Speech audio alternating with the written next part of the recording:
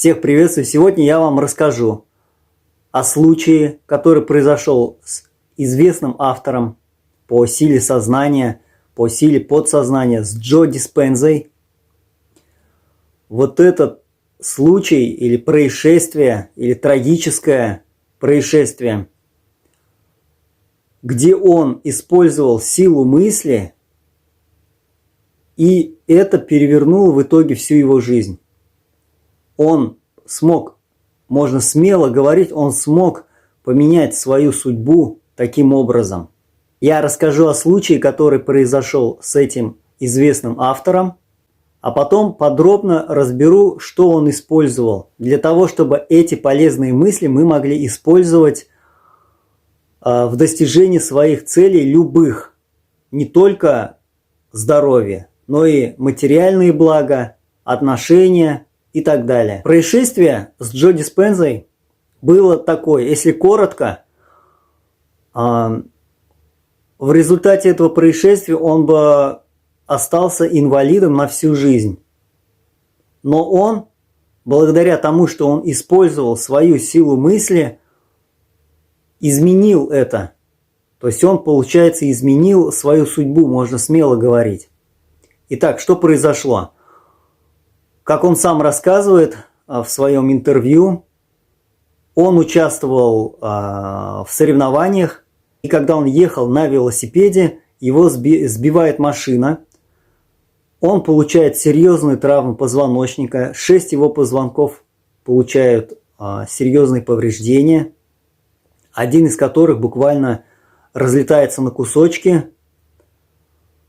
Врачи ему предлагают лечение с помощью метода Харрингтона, в результате которого он должен был бы всю свою жизнь ходить с металлическим прутом вдоль своего позвоночника. Другого лечения уже не было. Согласно традиционной медицине, только такое. И вот когда Джо Диспенза узнает свою перспективу на всю свою жизнь и что его ожидает, он решается использовать силу своего подсознания. На YouTube есть ролики, где вы можете узнать эту историю с Джо Диспензой. Они в достаточном количестве. Но нет ни одного ролика, нет ни одного видео, где делался бы подробный пошаговый разбор. Поэтому я хочу его сделать здесь. И в результате он исцеляется за достаточно короткое время. Я бы хотел разобрать, благодаря чему это получилось. Что использовал Джо Диспенза. Потому что если просто сказать, он использовал силу мысли, визуализацию, силу сознания и так исцелился, то это такие общие понятия, они мало дают представлений, мало дают деталей. Нам нужны детали, подробности и то, что конкретно он делал для того, чтобы получился вот такой замечательный результат. Первый момент, на что я обратил внимание, это то ключевое решение, которое он принял. А именно, не следовать традиционному лечению, в результате которого до конца жизни он был бы фактически инвалидом и очень сильно осложнил бы себе жизнь. И он принял решение использовать свою силу мысли. То есть с чего бы это вдруг? Вот если бы здесь он принял бы неправильное решение, то в дальнейшем все пошло бы не так.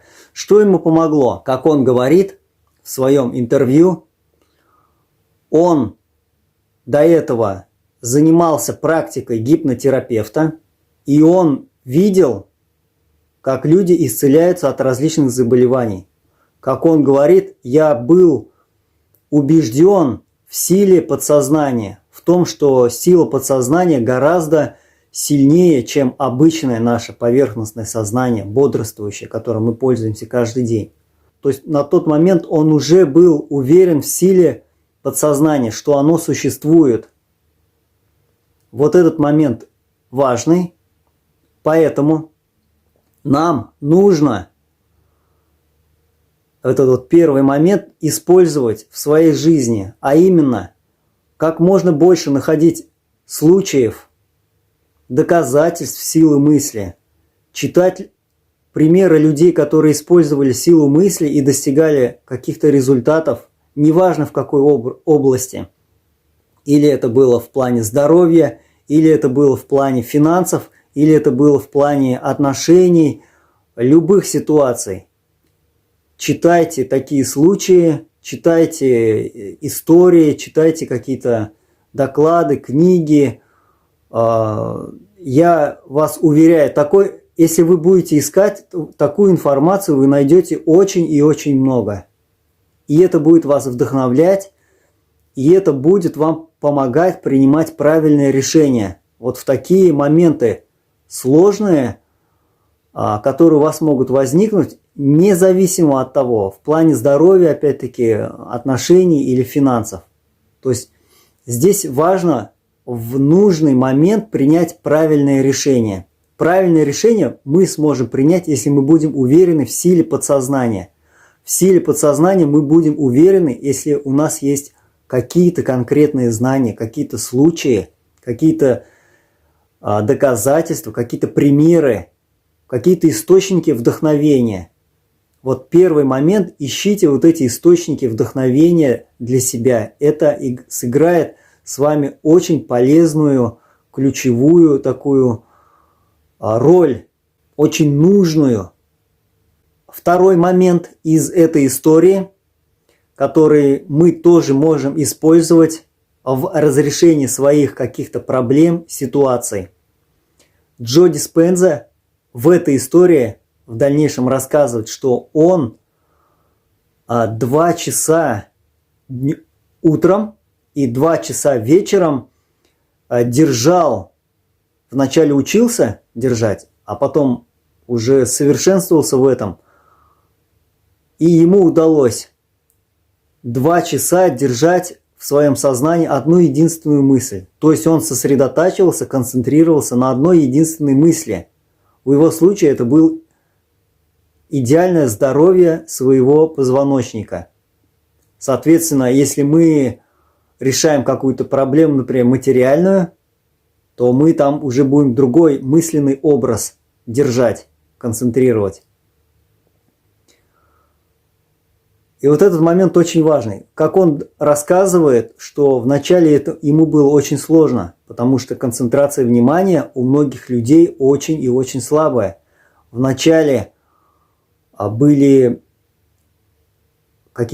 вначале его одолевали посторонние мысли, страхи, какие-то негативные мысленные образы всплывали перед его внутренним взором.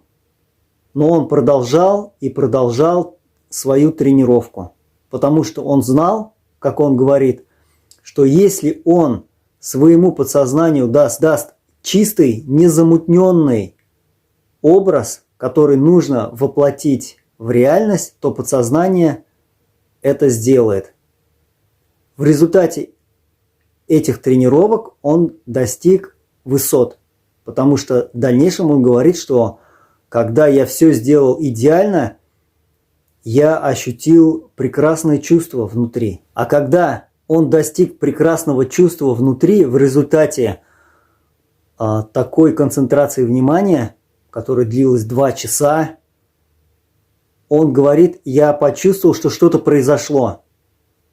Он говорит, я почувствовал, что мои изменения внутри моего сознания отражаются во внешнем мире. Он говорит, что характер боли у него стал меняться, и он стал ясно чувствовать, как тело его исцеляется. Вот этот очень важный момент. И третье, он говорит, я стал визуализировать, как я хожу, как я занимаюсь своими любимыми делами, гуляю. То есть он стал пропитывать свое подсознание желаемыми образами, которые, причем желаемые образы так, как будто они уже осуществились. То есть он стал визуализировать, что он уже ходит, он стал визуализировать, что он уже гуляет. Все эти 3 шага помогли ему запрограммировать свое подсознание, изменить свою судьбу. И теперь он здоровый человек, позвоночник его полностью исцелился за очень короткое время. И этот опыт, который он испытал, изменил его внутренне очень сильно. И он дал себе клятву, обет, что он посвятит всю свою жизнь изучению законов подсознания и будет помогать людям менять свою жизнь, используя силу мысли, силу сознания. Чем он сейчас и занимается. У него вышло несколько книг. Мне, например, нравится книга у него «Сам себе плацебо». И другие книги у него тоже очень хорошие. Рекомендую, кто не читал, рекомендую почитать, вы узнаете много нового для себя. И еще раз хочу напомнить, что тот же самый механизм, который существует при исцелении тела, когда человек исцеляет сам себя силой мысли, тот же самый механизм помогает и в других сферах.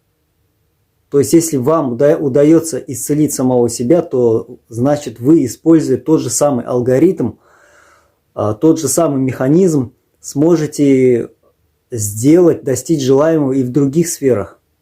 То есть участвует один и тот же механизм. Вот что важно понять. И тогда вам будет легче находить какие-то взаимосвязи и расти, и совершенствоваться в силе мысли, достигать новых высот.